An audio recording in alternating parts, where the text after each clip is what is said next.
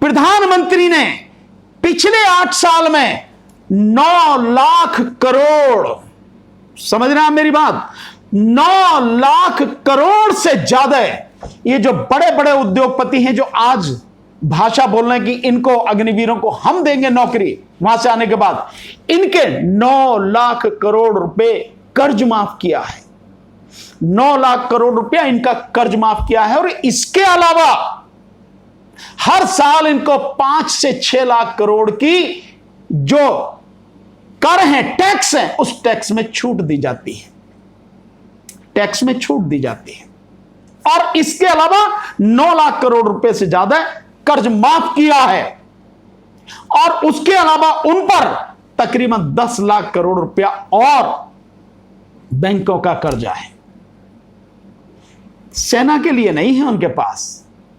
सेना के आधुनिकीकरण के लिए उन्हें सेना में ठेकेदारी प्रथा रखनी पड़ेगी। ठेके पे लाएंगे सैनिक, और ठेके पे लाकर देश के प्रति किसी का कितना भाव होगा इस बात का एहसास आप सब कर सकते हैं। सेना में भर्ती केवल एक रोजगार नहीं है, यह बड़े स्वाभिमान, बड़े गर्व, बड़े सम्मान की बात है कि कोई व्यक्ति सेना में नौकरी करे, सेना में जाके देश की सेवा करे, हंसते हंसते जब जरूरत हो तो देश के लिए अपना बलिदान दे। यह बड़े गर्व सम्मान की बात है। और इसीलिए जब कोई शहीद होता है सैनिक और उसका पार्थिव शरीर उसके घर आता है तो आसपास उसके गांव नहीं, गांव और उसके आसपास के गांव शहरों के लोग इकट्ठा होते हैं। इतना बड़ा सम्मान दिया जाता है, उस परिवार का बड़ा सम्मान होता है जिससे कोई व्यक्ति सेना में जाता है। सब खत्म कर दिया आपने। इस देश के नौजवानों को अग्निपथ की भट्टी में झोंक दिया सरकार ने, और अब सेल्समैन की तरह उसके फायदे गिनाने में लगी है। कोई फायदा होना नहीं है, करना नहीं है, सरकार की नीयत नहीं है। सरकार कह रही है कि हमें नौजवानों की जरूरत है। क्या व्यक्ति 25 साल में बूढ़ा हो जाता है, 27 साल में बूढ़ा हो जाता है, 30 साल में उसमें कोई एनर्जी नहीं रहती है, 35 साल में उसमें कोई एनर्जी नहीं रहती है। अगर उसमें एनर्जी नहीं है तो ये जितने भी नेता हैं जो 70, 72, 72, 75, 80 साल के हो गए, ये काहे के लिए पैटे निकाल के बाहर करो ना। और ये जो ऑफिसर्स हैं जो 60 साल तक के हैं, इवन जो सेना में भी जो ऑफिसर्स हैं जो 60 साल तक सर्विस कर रहे हैं, क्या जरूरत है इनकी, निकाल के बात करो। सेना में है ना। अगर सैनिक को जवानी की जरूरत है या जवान सैनिकों की जरूरत है तो ऑफिसर्स भी कम से कम कुछ रेशो में तो जवान होने चाहिए। फिर 60 साल के क्यों है वो, उनको भी निकाल के बाहर करना चाहिए। अगर इनकी वेतन पर, इनके पेंशन पर इतना पैसा खर्च हो रहा है तो 4-4, 5-5, 6-6 पेंशन जो ले रहे हैं ये एमएलए, एमपी, किस काम के हैं ये? देश को तबाह करके रख दिया इन्होंने। निकाल के बाहर करो ही ना, सब कुछ सिर्फ ठेके पर रखो। क्या जरूरत है प्रधानमंत्री की इस देश को? जब सब कुछ निजी हाथों में जाना, सब कुछ ठेके पे ही देना है, सब कुछ तबाही होना है, तो फिर प्रधानमंत्री की क्या जरूरत है? 70, 72 जितने भी साल के हों, क्या जरूरत है उनको? हटाओ ना, मतलब वहां बूढ़े चल जाएंगे। तो ये जो चीजें हैं इनको समझने की बहुत जरूरत है साथियों। मैं नहीं मानता, और मैं नहीं, मेरे जैसे इस देश में करोड़ों लोग हैं जो इस बात से सहमत होंगे कि 25 साल में, 27 साल में, 30 साल में कोई 35 साल तक कोई बूढ़ा नहीं होता। खूब ऐसा ही जोश होता है। कहने वाली बातें हैं, जो मन में आए कहा जाए। आप अपनी योजना को सही बनाने के लिए जो चाहो कहो, लेकिन जोश कम नहीं होता। जिन लोगों को अवार्ड मिले हैं उनकी उम्र भी देख लो, उनकी औसतन उम्र भी, वो उम्र भी 30 के आसपास ही है। ऐसा कुछ नहीं है जैसा कहा जा रहा है। कोई भी इस तरह के काम होते हैं, कोई भी ऐसी योजना होती है तो सामाजिक राजनीतिक आंदोलन होते हैं। और जब सामाजिक राजनीतिक आंदोलन होते हैं उसमें मुकदमेबाजी भी होती है, एफआईआर भी होती है, लेकिन जैसे वो आंदोलन खत्म होते हैं, उनका हल निकल जाता है, तो उसके साथ ही मुकदमे भी खत्म हो जाते हैं। पर बड़े अफसोस की बात, ये सारे नौजवानों के लिए बहुत ही एक दुखद पहलू है कि कल जब ये प्रेस कॉन्फ्रेंस की गई सेना की अधिकारियों की तरफ से, तो लेफ्टिनेंट जनरल अनिल पुरी द्वारा कहा गया, उसने पत्रकार ने सवाल पूछा था कि जो लोग इस आंदोलन में भाग ले रहे हैं उनका क्या करेंगे, उन्हें लेंगे कि नहीं लेंगे। तो लेफ्टिनेंट जनरल पुरी ने कहा था कि नो, उनको नहीं लेंगे। जिनके खिलाफ भी एफआईआर है, जो भी आंदोलन में भाग ले रहे हैं, उनको नहीं लेंगे। इसका मतलब यह है कि जो लाखों नौजवान इस देश का भविष्य जो है, जिन्होंने भी भाग लिया है, उनमें से किसी को भी सेना में नहीं लिया जाएगा, किसी को भी। और पहचान कैसे की जा रही है, यह भी बड़ी मजेदार बात है। पहचान इस तरह से की जा रही है कि जो उनके मोबाइल हैं, उन मोबाइल नंबर्स के जहां भी प्रदर्शन हो रहे हैं, उनकी टावर के अंदर में, उस एरिया में, उसमें जो मोबाइल नंबर आ रहे हैं, उन मोबाइल नंबर से पहचान करके एफआईआर की जा रही है। यह स्थिति है। यानी कि जो भी प्रदर्शन में भाग ले रहा है, उसके पास मोबाइल है, उसने मोबाइल उस समय यूज किया है, कोई भी बात है, उसकी उस टावर के तहत उसकी रेंज आ जाएगी, उस टावर में वो आ जाएगा कि हां ये मोबाइल यहां पे था इस समय, उसको एफआईआर उसके खिलाफ होगी और उसको अरेस्ट किया जाएगा, मुकदमा चलेगा और उसको सेना में नहीं लिया जाएगा। जबकि सामाजिक राजनीतिक आंदोलन में कभी भी ऐसा होता है तो तुरंत वो एफआईआर खत्म हो जाती है, जैसे आंदोलन का हल निकलता है। लेकिन यहां बिल्कुल स्थिति अलग है। अनुशासन की बात कह के यह सब कहा जा रहा है, उनको नहीं लिया जाएगा। ये बड़ी गंभीर परिस्थिति हैं साथियों, और इन गंभीर परिस्थितियों में आपको धमकाया गया है। कल उस प्रेस कॉन्फ्रेंस में यह जो बात कही गई है, नहीं, उन्हें नहीं लिया जाएगा, ये एक धमकी है।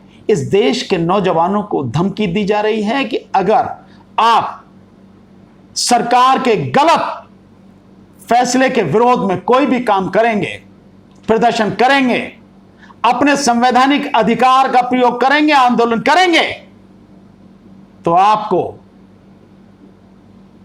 सेना में नहीं लिया जाएगा।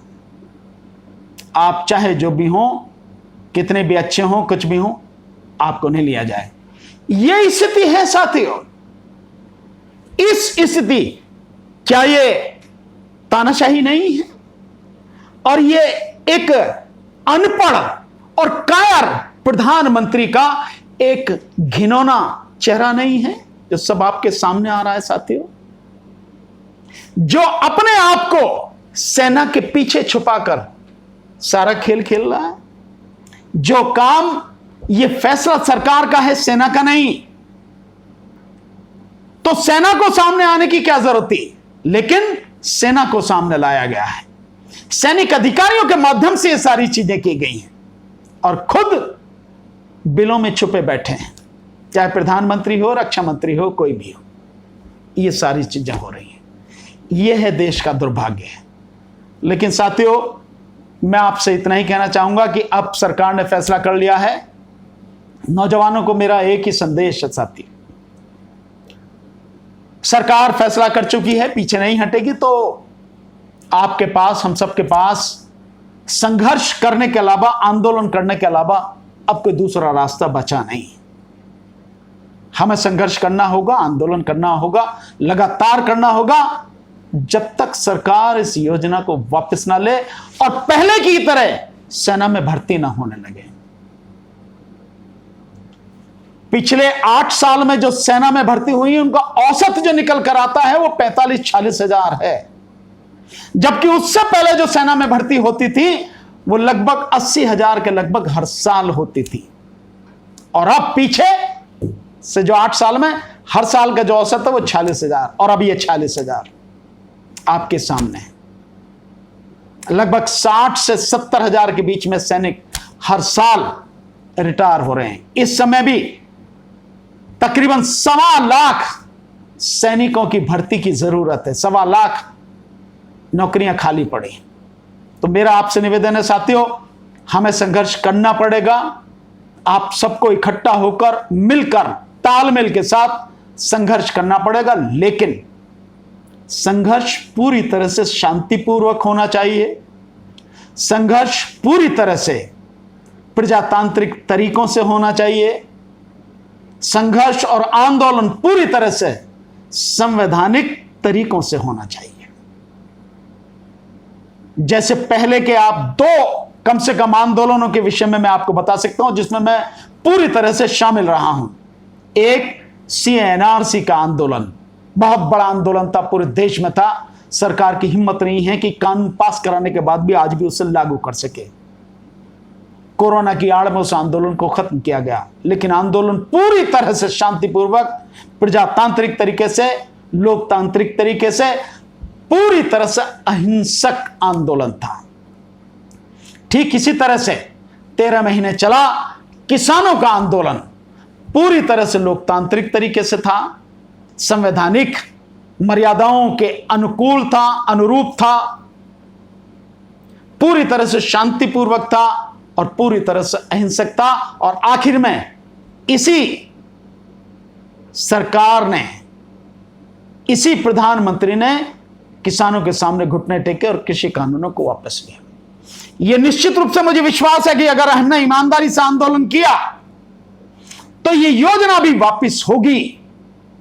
मतलब ही नहीं है कि ना हो। बेशक कितने भी कहते हैं कि हमने नोटिफिकेशन निकाल दिया, हमने जारी कर दिया, हम जुलाई से शुरू कर रहे हैं और दिसंबर में इसकी पहली जो भर्ती शुरू हो जाएगी और उसके बाद जो बैच है वो अगले जून से जो काम करना शुरू कर देगा। बेशक कुछ भी कहते रहे सैनिक अधिकारी या जो भी है, सरकार जो चाहे के ले, लेकिन अगर आंदोलन तरीके से किया गया तो निश्चित रूप से यह योजना वापस होगी, सरकार को वापस लेनी पड़ेगी, पर शर्त वही अहिंसक रूप से काम करें। और एक चीज और आपसे कह रहा हूं साथियों, आप ही लोग थे जो इनको वोट देते रहे, आप ही लोग थे जो इनके हिंदुत्व के एजेंडे में शामिल होते रहे, आप ही लोग थे जो इनके अंधभक्त बने रहे। अब देख लिया आपने कि किस तरह से, कितने सुनियोजित तरीके से, कितने घिनौने तरीके से इस देश के नौजवानों का भविष्य, उनकी उम्मीदें, उनके सपनों को जलाकर राख कर दिया। ये योजना अग्निपथ योजना भर्ती की योजना नहीं है। ये योजना इस देश के नौजवानों के भविष्यों को जलाने वाली, उनकी धधकती चिता की योजना है। और 1 रैंक 1 पेंशन की बात चली थी, या तो खत्म कर दिया, नो रैंक नो पेंशन। और एक मजेदार बात याद आ गई मुझे कि आप जो सामान्य सैनिक जो होते हैं उस तरह का भी आपको दर्जा मिलेगा नहीं। और पेंशन तो मिलने का मतलब ही नहीं है, आपको जो है वही पैसे मिलेंगे। और इसके अलावा जो सैनिकों को रिटायरमेंट के बाद में जो सुविधाएं मिलती हैं वो कोई सुविधा आपको नहीं मिलेगी। जैसे जीवन भर कैंटीन से सामान की सुविधा, जीवन भर मेडिकल फैसिलिटी, जीवन भर पेंशन, कुछ नहीं, वो कुछ नहीं मिलेगा आपको, क्योंकि ठेका पड़ता है ना। इसलिए साथियों बहुत तरीके से आंदोलन करना है। और एक चीज और मैं कहूंगा, इस देश में ये बीजेपी ही है जो हम सबको हिंदू मुस्लिम के रूप में लड़ाने का प्रयास करती है और देश को तबाह करने के लिए लगातार लगी हुई है। आरएसएस और ये बीजेपी, जब तक आप आरएसएस और बीजेपी के बहकावे में आते रहोगे, हिंदू मुस्लिम की इस लड़ाई में अपने आप को शामिल करते रहोगे, आप सबका यही हश्र होगा। ये किसी के नहीं है, किसी के सगे नहीं है। प्रधानमंत्री मोदी का तो सीधा ही है कि हम दो और हमारे दो, मोदी खुद और अमित शाह और दोनों अंबानी और अडानी, बाकी कुछ और उद्योगपति नहीं और कुछ नहीं। बाकी देश भाड़ में जाए, कोई लेना देना, देशवासी भाड़ में जाए, कोई लेना देना नहीं है। पूरी तरह से तबाह कर दिया, आर्थिक स्थिति देश की इतनी बुरी कर दी जिसकी कोई हद नहीं। उस सब के बावजूद भी एक और मजेदार आपको बात बताता हूं यहीं पे, कि कोई किसी तरह की जो नौकरी नहीं दी जा रही है, उस सब के बावजूद भी जो सरकार का खर्च बढ़ता चला जा रहा है। यानी कि सरकार में बैठे हुए जो मंत्री हैं, एमपी हैं, एमएलए हैं, जो और सारे आईएएस आईपीएस ऑफिसर्स हैं, इनके लिए सब सारी सुविधाएं सब बढ़ती चली जा रही हैं, कोई दिक्कत नहीं है। खर्च बढ़ता चला जा रहा, लेकिन सेना को कमजोर करना, सेना को अपमानित करना, यह कहां की रीत है? उसके लिए इनके पास पैसा नहीं है। क्या फर्क पड़ता है अगर 6 लाख करोड़ में से 3 लाख करोड़ भी, 2.5 से 3 लाख करोड़ इस देश के सैनिकों के वेतन और पेंशन में चला जाता, तो क्या फर्क है? उस देश के तो लोग हैं, उन्होंने अपना पूरा जीवन उसके लिए लगाया, देश के लिए लगाया, देश की सेवा में लगाया, सेना में सेवा की है उन्होंने। अगर उनको ये वेतन और पेंशन मिलता तो इसमें क्या बुरा क्या है? इधर उधर जो खर्चे किए जाते हैं उन सबको हटा के, जो बेकार के हैं उनको हटा के, इसमें जो आप टेक्नोलॉजी अगर आप लाना चाहते हैं सेना में, तो उसमें लगाइए आप, वो पैसे वहां से यहां लाइए, करिए आप इस खर्च को बढ़ाकर। जो सेना का बजट है उसे करिए आप 6 लाख की जगह उसे 8 लाख करिए, 8 लाख करोड़ कीजिए, तो 2.5 लाख उसमें जाएगा, उसका बढ़ेगा टेक्नोलॉजी। और इससे ज्यादा है जो बेईमानी और भ्रष्टाचार है आप में,